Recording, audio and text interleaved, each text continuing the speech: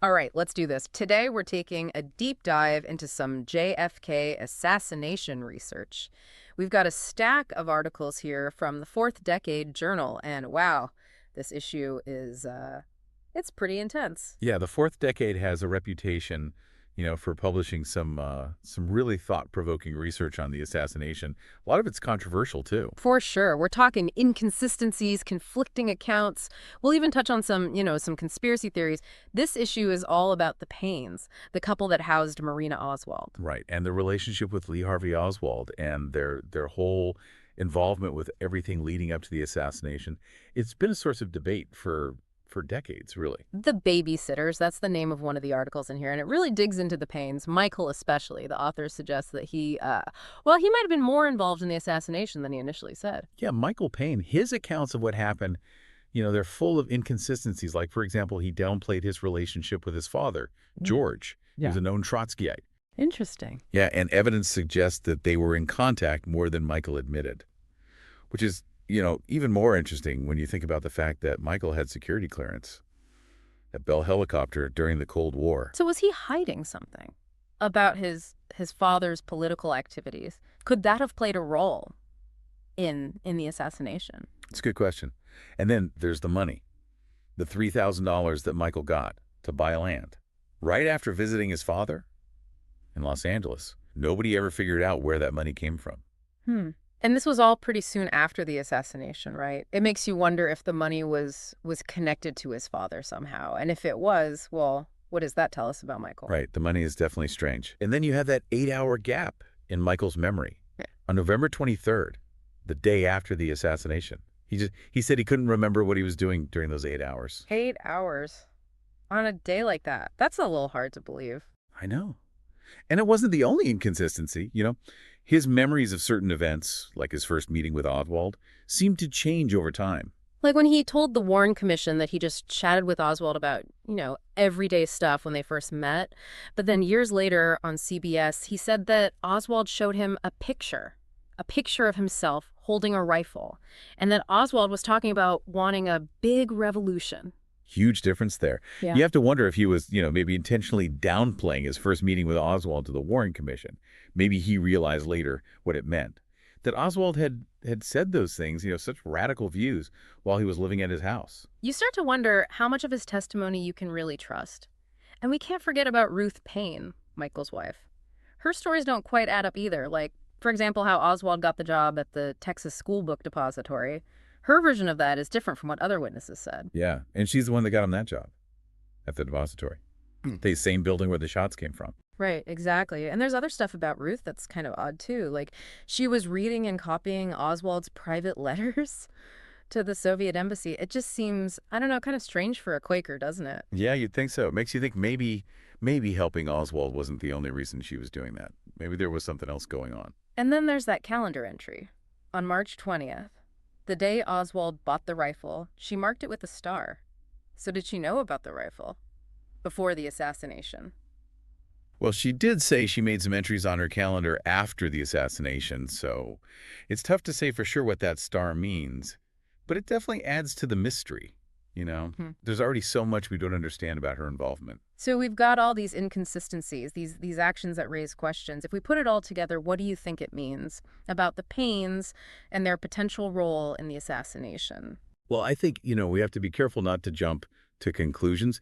There's a lot of possibilities. Maybe they were intentionally lying. Maybe they're involved in some kind of cover-up. Or maybe, maybe they were just caught up in something so huge that it messed with their memories. There's a lot to think about. But the fourth decade doesn't stop there. It also gives us a look into the world of JFK assassination research and the debates that go on within the research community itself. The letters to the editor section, it's really interesting. It shows you how passionate these researchers are and how dedicated they are to finding out the truth, even if it means, disagreeing with each other sometimes. It's true. Like, there's this back and forth between Anthony Summers and Carol Hewitt. They're both big names in JFK research, and they're clashing over access to research material. It shows you how competitive things can get. Yeah. These are people who are really invested in this work. They're not just reading about it casually. They really want to understand what happened. And sometimes, that leads to conflict. Absolutely. And then there's Steve Bocan. He's pushing back against criticism from Howard Platzman about his article on the Bolton Ford incident. That disagreement is about when Oswald worked at Bolton Ford and how it all ties into that incident. It shows how even small details can be really important when you're trying to put together what happened with the JFK assassination. It's like every piece of information, every date, every connection, it all gets examined really closely because the researchers are trying to figure out how it all fits, how it all contributes to the whole picture. Exactly. And sometimes the pieces don't fit together perfectly. And that's when you get those disagreements and the different interpretations. Like with Hank Cienzant, he critiques Walt Kakebread's theory about that altered photo of Oswald with the rifle, the one labeled CE-133A. Right. Kickbread says the photo was altered, that they added a sling to the rifle, but Cians disagrees. Those debates about the photographs, they're especially interesting, I think. They make you wonder, could someone have tampered with the evidence? And how do you even know what to believe when you're looking at a photograph, especially in a case like this? It really shows how closely they're looking at everything, searching for any little clue that could tell us more about what happened. But what strikes me about all these letters is how much they're arguing over these small details, even after all this time. It shows how committed they are to finding the truth, even if they disagree. It shows you the power of this event. All these questions are still there, all these years later. And, speaking of challenging the evidence, there's another article by Walt Kakebread in this issue. It's called "A Lug Overlooks a Lug." He takes on the forensic evidence directly. This one's pretty bold. He's saying that the palm print that they found on the rifle, well, he says it couldn't have been left there because of the bayonet lug. Wow. So he's saying the police planted evidence. That's a serious accusation. We have to consider, how likely that is and what evidence there is against it. So we've got conflicting stories, missing memories, and now potentially fake evidence. What are we supposed to make of all this? This is where critical thinking is so important. We can't just take someone's word for it. We have to look at all the information, consider all sides, and then come to our own conclusions. Yeah. Based on the evidence. Because in a case like this, there's so much we don't know. We have to be skeptical and keep an open mind. But wait, there's more. This issue of the fourth decade goes even further. It talks about George Lincoln Rockwell. He was the leader of the American Nazi Party. Things are getting interesting now. Right. There's an article called Der Führer Blows in the Stormtroopers. It's about a letter that Rockwell sent to J. Edgar Hoover. Believe it or not, he gave Hoover a list of names of his own associates, people he thought might be dangerous, capable of violence. It's crazy. I mean, here you have this Nazi leader, and he's seemingly working with the FBI. What could have made him do that? What was his motive? He was a hardcore anti-communist. Why would he give the FBI information about his own people? Especially with all this going on with the assassination. It's worth exploring. Was he trying to protect himself? Maybe he was an informant all along. Or maybe something else entirely was going on, something even more complicated. And Rockwell, he couldn't even decide where he stood in the assassination. At first, he didn't think communists could have done it. He thought they were too stupid. But then later, he said it was definitely a communist plot. His flip-flopping makes him even more intriguing, don't you think? It makes you wonder about these extremist groups and whether they had any connections to the government back then. Back in the 60s, it was such a turbulent time. It reminds you how tense things were and how much suspicion there was. Everybody seemed to have secrets. And maybe somewhere in all that is the truth about what happened to JFK. Yeah, it's a good reminder that you can't always believe what you hear, You gotta question things, even if it makes you uncomfortable. Or if it goes against what you already believe. Totally. And you know what? This issue of the fourth decade has another article that kind of goes along with that idea. Questioning the narrative. Challenging what we're told. It's about a guy named Stephen Landesberg. And it raises some really interesting questions about the media maybe covering things up. Oh, interesting. Tell me about this. So the article's called Stephen Landesberg, Another Media Cover-Up. It looks at something that happened just a few days after the assassination. Landesberg, he was a student at Columbia University. He contacted the FBI, said he had information about Oswald. Okay, so what's the catch?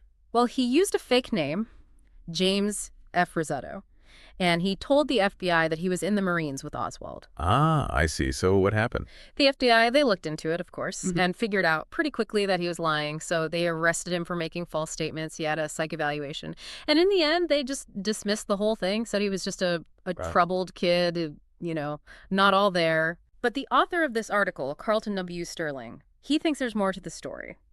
He thinks Landisberg might have actually been working for the FBI, an informant, and that the media, maybe with the FBI's help, they made him look like a liar so that no one would believe anything he said about Oswald. Wow. So what makes them think that? Well, for one thing, Landisberg, even though he used fake names, he gave the FBI enough info to figure out who he was. He gave them a variation of his real name, mentioned his neighborhood, and even said he went to Columbia, which was true. So he practically told them who he was. Exactly. And then there's the part where he told the FBI that Oswald had photographed a disturbance. Interesting. Photography was such a big part of the evidence they had against Oswald. Those backyard photos, with the rifle. Right, and if Landisberg really was an informant, like Sterling says, then maybe he knew some stuff about Oswald. Stuff that the FBI didn't want to get out. So you're saying, that maybe the FBI was so focused on pinning it all on Oswald that they ignored other information, maybe information that pointed to someone else? It's a scary thought.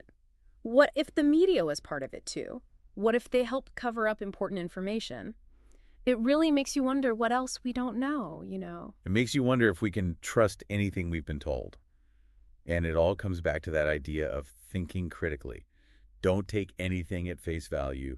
Question everything. Totally. So much of what we've talked about today, the pains, those letters from the researchers, now this potential media cover-up, it all makes you think about truth, and how hard it is to figure out what really happened in the past, especially with something as big and mysterious as the JFK assassination. Yeah, it shows you how much we don't know about the past and how what we think we know can always change.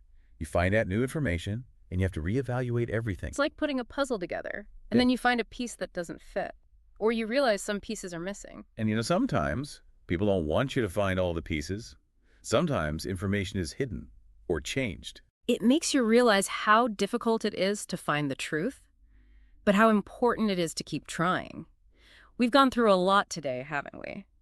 The pains, the researchers, and now this possible media cover-up, this issue of the fourth decade, it's really given us a lot to think about the JFK assassination and all the questions that are still out there. So many inconsistencies, so many unanswered questions.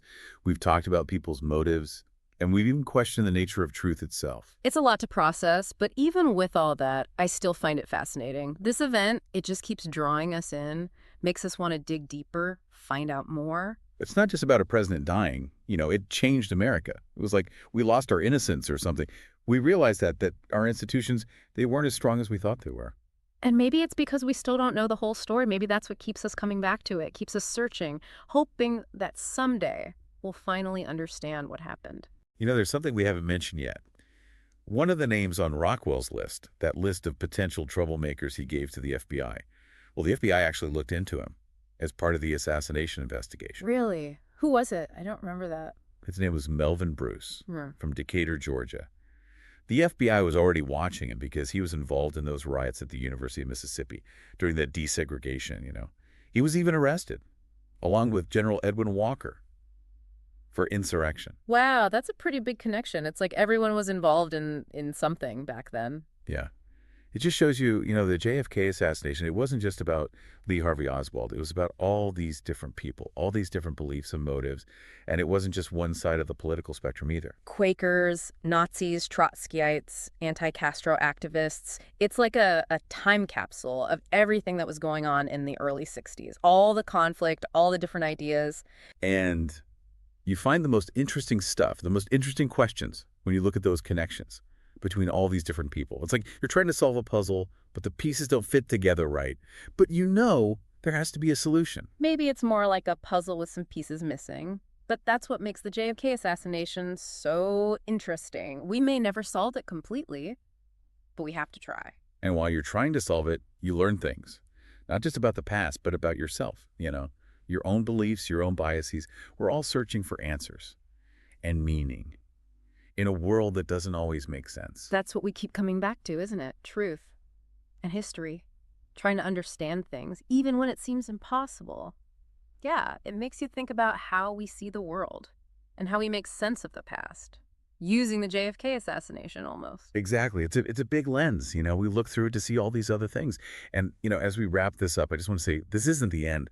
There are still so many questions, so many mysteries, and people are still trying to figure it out. It's a process for all of us, really. We can't just accept what we're told or what one person says. We have to be curious, be skeptical, and always be open to new information, new ways of looking at things. Right. And to everyone listening, I'd say, keep exploring this. Yeah.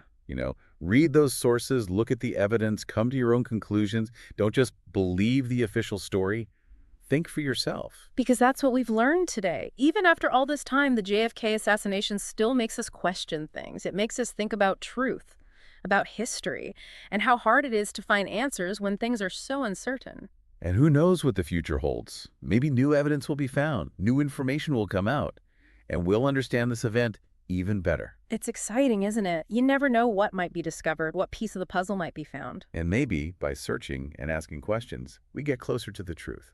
Not just about JFK, but about ourselves too, and the world we live in. Well said. I think that's a great place to end this deep dive. Thanks for joining us, everyone. And remember, keep searching for the truth.